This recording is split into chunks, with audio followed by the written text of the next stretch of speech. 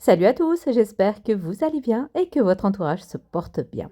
Rien de tel d'un plat bien réconfortant pour se réchauffer avec un bon petit plat. Ici, c'est bien la bissara faite au Thermomix. Donc, allons-y pour la recette. Alors, il nous faudra des petits pois cassés qu'on va laver 3 fois et les égoutter. Il nous faudra de l'ail, du paprika, du sel, de l'eau. Et nous allons commencer la recette. La recette, vous la trouverez sur l'application Cookidoo. Vous tapez Bissara et vous trouverez la recette.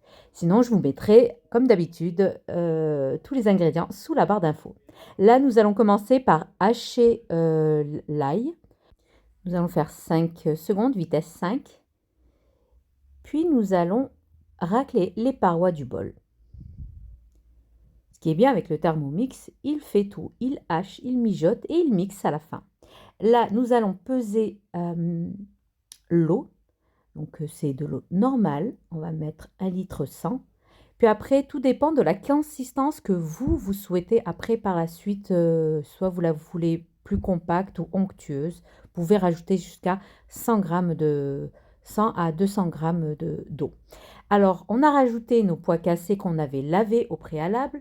Là, il nous demande 2 cuillères à café de cumin. J'ai trouvé que le cumin 2 cuillères, c'était trop parce que au plus on rajoute le cumin en début de cuisson, après, ça va devenir amer. Moi, j'ai mis une demi-cuillère à café de cumin.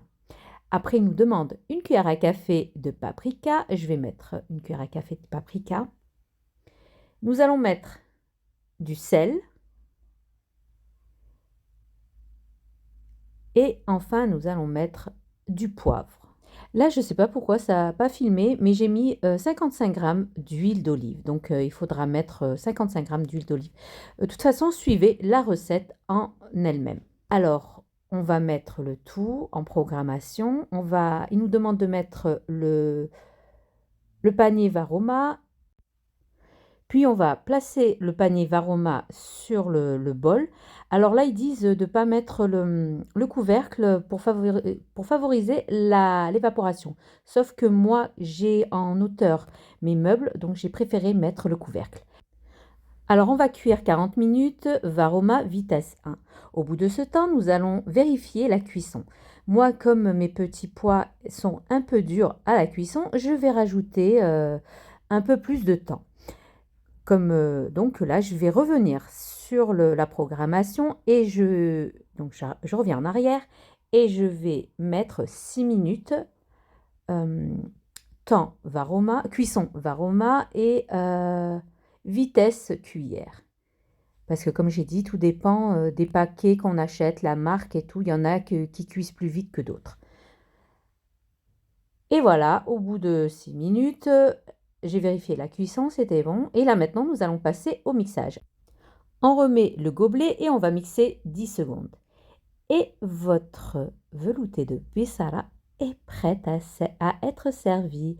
Alors sachez qu'une Bissara ne se fait pas attendre, c'est comme le risotto.